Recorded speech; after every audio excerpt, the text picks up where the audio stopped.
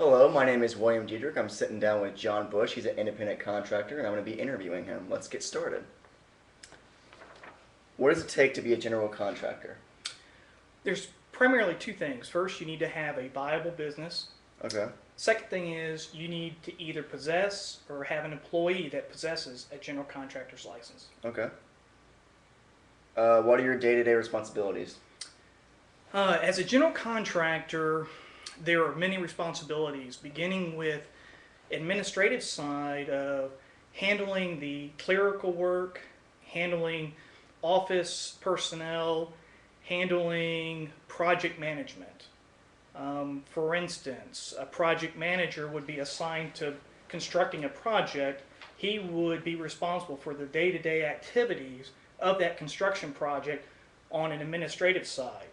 On the flip side of contracting, you would have field personnel as a superintendent that would be assigned to the job site, and he would handle the day-to-day activities ranging from pouring concrete, scheduling contractors, and communicating with the office of all his needs. Okay. How much schooling must be done in order to be a general contractor? Well, when I took my exam over a decade ago, there was no schooling required. They wanted experience, and they wanted, I think, a minimum of 2 years of in-field experience. But now I think the rules are changing, and I think that you can have a balance of education and experience. You can do all education or no experience, or vice versa. Okay. And why did you choose to be a general contractor? What made you just want to be a general contractor? Well, I got a personal satisfaction of building things. Okay. There's so many things in the office world that, all offices, you have an inbox and outbox, and you're just taking paper from the inbox, you're processing paper, and you're shoving it in your outbox for processing, and you're done with it. Yeah. And that can get tedious over years and years. So, building something with your hands and seeing something physical out there after you've completed is more rewarding than sitting in the office and just pushing paper and shuffling paper. What are some good guidelines I can learn to understand being a general contractor? Well, guidelines are that you have to be self-motivated. You have to go out and you have to solicit your work, so you have to put on your salesman cap, go out, communicate with people, see what their needs are. And then you need to really have the administrative side to be able to handle, their needs. You need to be able to prepare proposals, do estimates, and once being awarded the project, you need to be able to handle and carry out the actual construction activities of the project. Okay. And let me ask you a question. What prepared you more, school or your own hands-on experience? Probably the hands-on experience was a real benefit, but now with technology that's just progressing every several months, just that really the technology has come into it to really, you can't really rule out the schooling. The schooling is now, I've fallen back on the schooling in so much areas. So what you're saying is that if you were to be in school now prior to being in school before, that you probably would probably learn a lot more in school? Probably yes. That's good.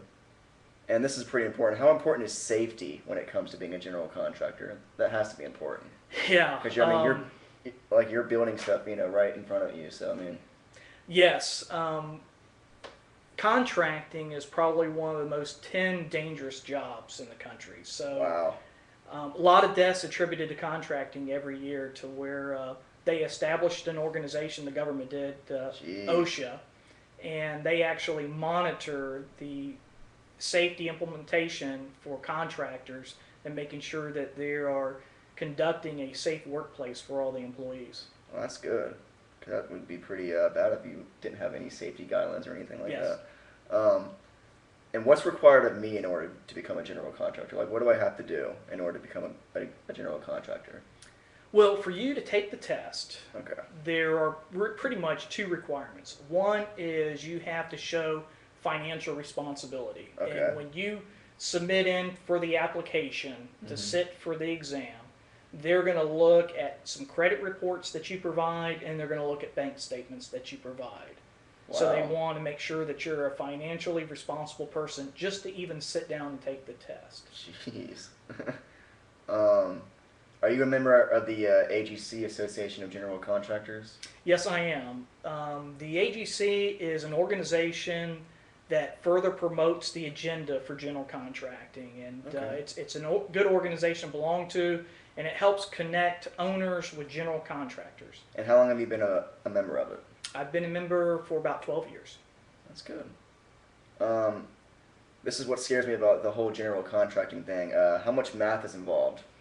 The math is not extremely complicated, but it's very tedious. In Yeah. contracting, you pretty much, wherever you go, you're going to have spreadsheets. And what you're trying to do is just organize a series of numbers, and they're generally lengthy. You're just, when you estimate projects, you're going to have thousands of numbers of entries. So it's really just a Jeez. matter of generating spreadsheets that can accumulate all that data and get it into one place. So it's more tedious than complicated. So it's good to know a little bit about computers too when you're doing Very much so, Okay. yes. Computers have definitely entered the world of contracting over the past 20 years.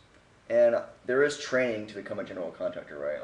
Like there's training involved prior to being hired or anything. Like you have to go through like a training program or anything like that. Yes, and to actually take the general contractor's exam, there's also some very good training courses that help teach you and educate you in sitting for the exam. And then once you get the exam, You're on your own. you're on your own. How beneficial was the training? The training helped me greatly in understanding the fundamentals of contracting, and really stresses the importance of finance, contract administration, and project management. Could you explain the competitiveness that is involved with general contracting? Yes, it's as the economy grows, the competitiveness is less. As it shrinks, the quantity of jobs are lesser, and the work, everybody seems to be going after the same work, which becomes more competitive. So over the past couple of years, with our current economic condition, the competitiveness has really increased tenfold. Okay. And you were saying earlier how you just love the hands-on experience, like you just love to build things. So can you tell us maybe what was your best building experience you've ever had? Probably, looking back at the last 20 years is really the relationships, the amount of different people that you meet in the construction industry is really diverse. And the relationships, the long-term relationships that you can get out of those are sometimes really, truly amazing. Okay. Well, since I asked you what your best experience was, what was your worst building experience that happened to you? Well, going back as far as on safety, I was doing a project in 1995 in California, and we had a welder on the roof, and he sat down for his lunch break, and he sat down on a skylight up on the roof. Oh, wow. And he fell through the skylight, and as he fell through the building towards the floor, he had hit some equipment and spun him around, and the paramedics said that he was dead before he hit the floor, and the way that he hit the equipment with his head on the way down. So whenever you have a fatality on your job, Oh, yeah, I'm sure. You really never forget it. I don't see how you could forget it. Yeah. Wow. What's the most important reason to become a general contractor?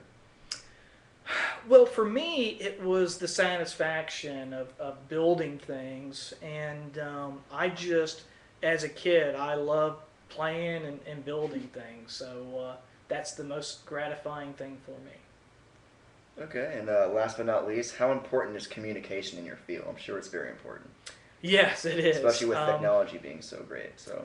Yeah, technology has definitely helped with the advent of trying to provide something physical to a client that you can't show them. It's just a matter of drawings, just lines on a piece of paper, and something that that's not tangible, that you can't see or touch, and try to convey that to a customer or a client is very challenging. And so with the communication, it's vital to document everything that you communicate with the customer so that he's crystal clear as far as what he thinks he's getting, so that when you're at the end of the project and you deliver that project, he is, yes, that's exactly what I'm looking for. And communication really aids in making sure that you don't run into the problems at the end of jobs where you hear there's so much litigation in the construction industry where somebody thought they were supposed to get something and they didn't, and